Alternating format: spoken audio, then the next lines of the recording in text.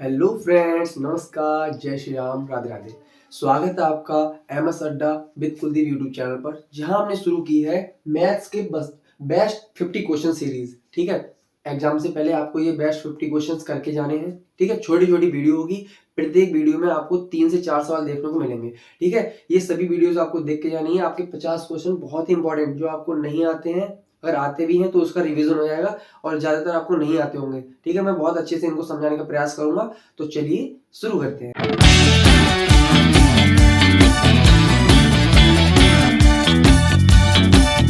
ठीक है, पहला सवाल आज हमारा है रैखिक समीकरण युग्म 4/3x प्लस 2y बराबर 8। और दूसरा समीकरण जो हमारे लिए दिया है वो है 2x plus 3y equal to 12, यानी 2x प्लस 3y बराबर 12 के हलों की संख्या ज्ञात करो। ठीक है, हमें दो रैखिक समीकरणों की युग्म दिए हैं, उनमें हलों की संख्या बतानी है।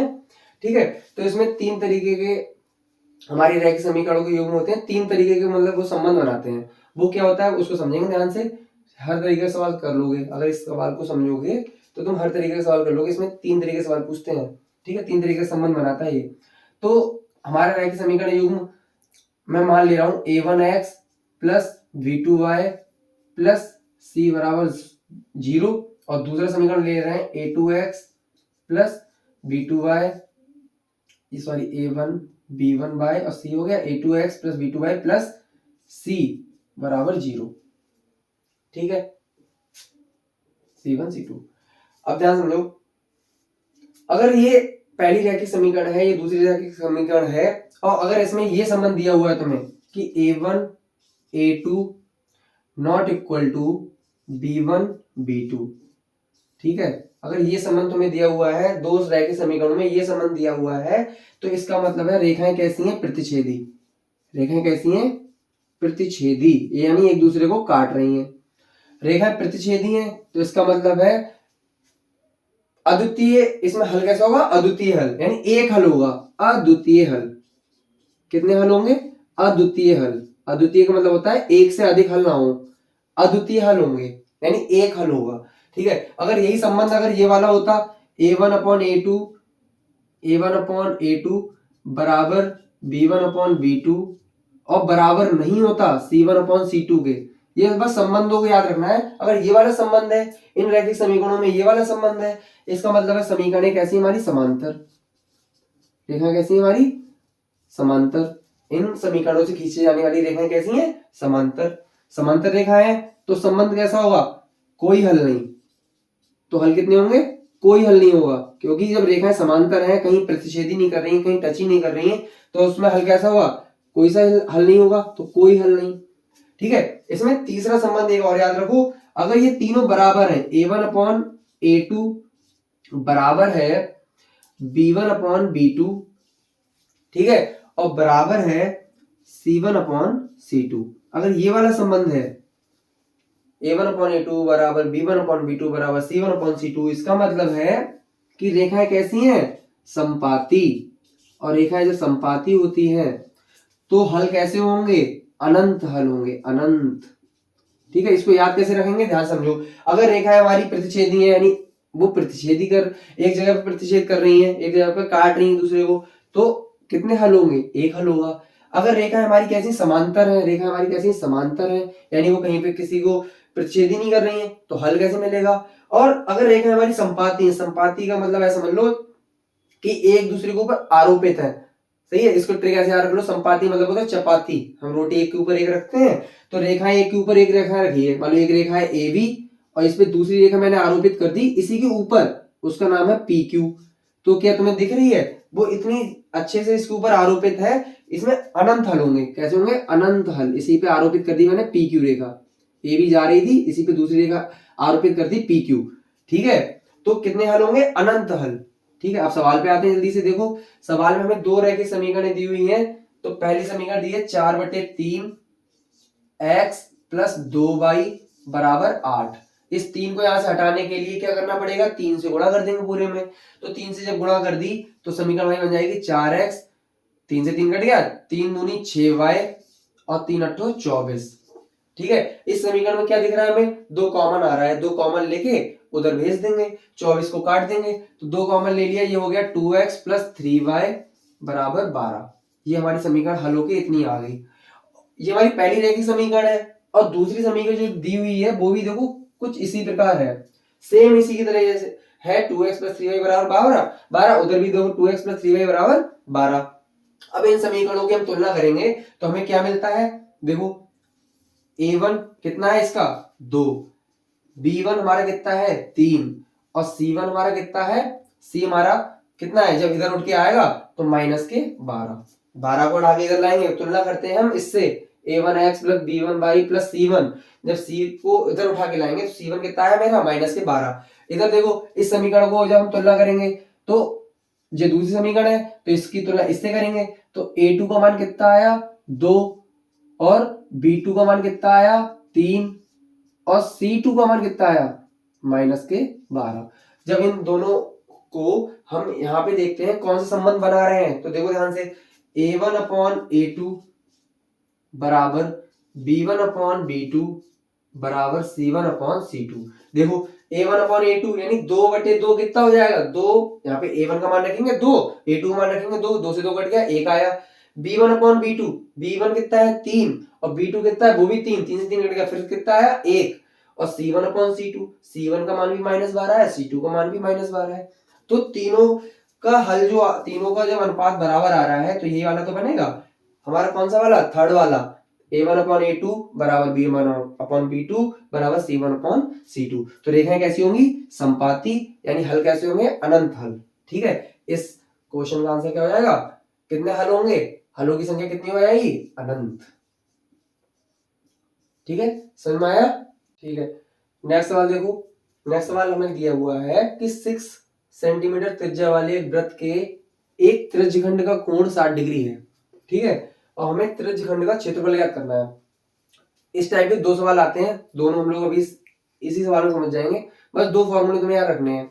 यहाँ पे आ रहा है त्रिज्यखंड का क्षेत्रफल और इसी सवाल को चेंज करके वो दे सकते हैं त्रिज्यखंड का परिमाप ज्ञात करो, त्रिज्यखंड की परिधि ज्ञात करो, सॉरी।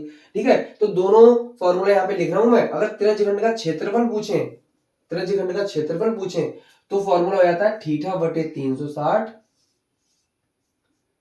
Pi are square. अगर क्षेत्रफल पूछें तो अगर यही लाइन चेंज कर दें त्रिज्यखंड की परिधि बताओ परिधि, तो बस तुम्हें यहाँ पे परिधि वाला फॉर्मूला लगाना है।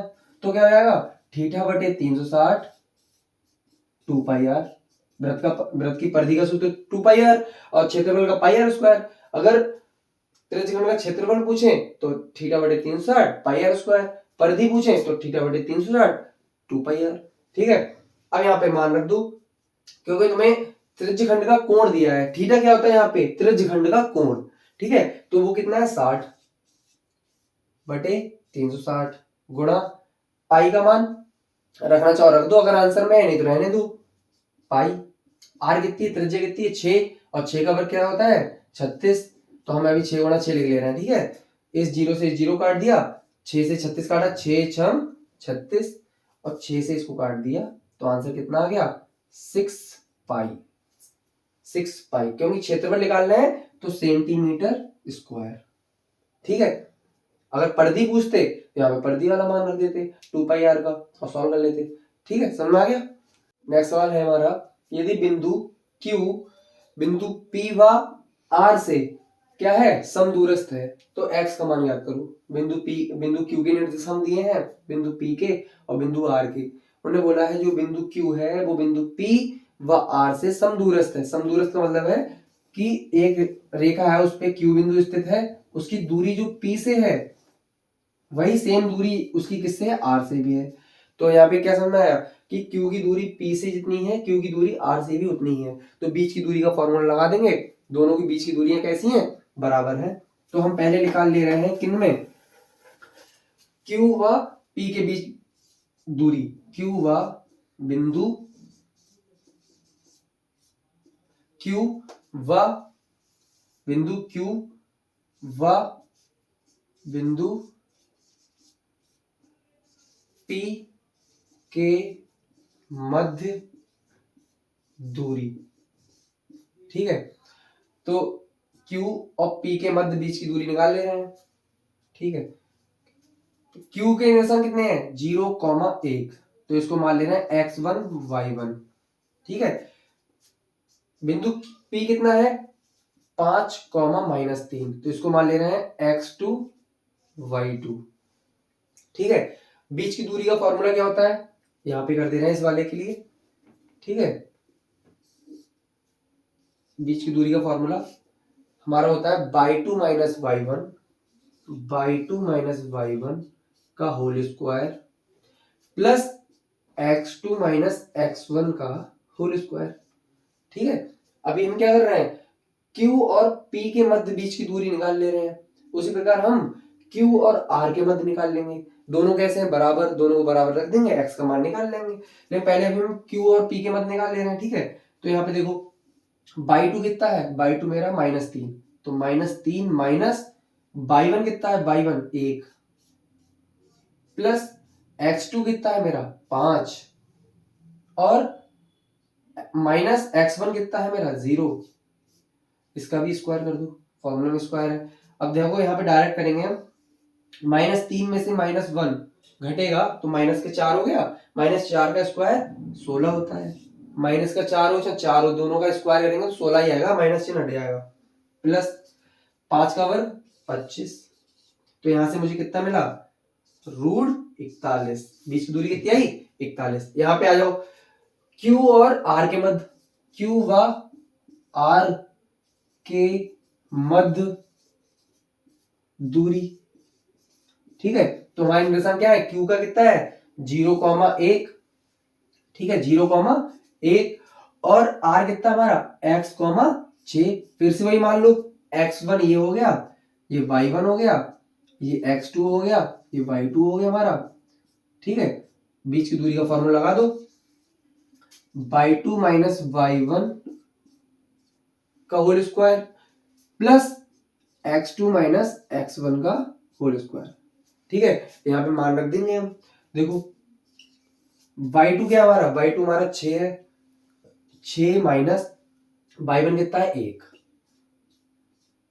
Plus x2 minus x1, x2 कितना है मेरा x है, माइनस x1 कितना है 0, इसका भी स्क्वायर कर दो। ठीक है, इसको हल करेंगे तो ये कितना आ जाएगा, 6 में से 1 गया 5, 5 का स्क्वायर 25, प्लस x का स्क्वायर, x में से 0 गया x बचेगा, x का स्क्वायर x स्क्वायर। ठीक है, तो यानी इनके बीच की दूरी कितनी आई √41, इनके बीच की दूरी कितनी आई ये वाली, और ये सवाल के अनुसार ये कैसे हैं, दोनों समदूरस्थ हैं। कैसे हैं, समदूरस्थ हैं। तो ये दोनों कैसे होंगे आपस में बराबर, तो मैं लिख सकता हूं यहाँ पे। ठीक है, यहाँ पे तुम लिखना प्रश्न अनुसार। ठीक है, तो √41 बराबर हो जाएगा, दूरियां कैसी हैं बराबर, 25 प्लस x स्क्वायर। अच्छा, रूट इस पे भी लगाया, रूट इस पे भी लगाया, तो रूट से रूट कट जाएगा, तो दोनों तरफ वर्क कर दो, रूट से रूट कट जाएगा, तो ये आ गया 41 और ये आ गया 25 प्लस x स्क्वायर। ठीक है, 25 इधर आ जाएगा, 41 में घट जाएगा, तो x स्क्वायर का मान कितना आ गया हमारा 16। स्क्वायर हटाएंगे तो हमें मिल गया यहाँ पे कितना, x का मान कितना मिल गया -4 या +4, क्योंकि 16 का वर्गमूल निकालेंगे तो वो धनात्मक और ऋणात्मक दोनों में आएगा, तो x का मान कितना आ गया -4 या +4। ठीक है, समझ में आया, आसान था सवाल। ठीक है,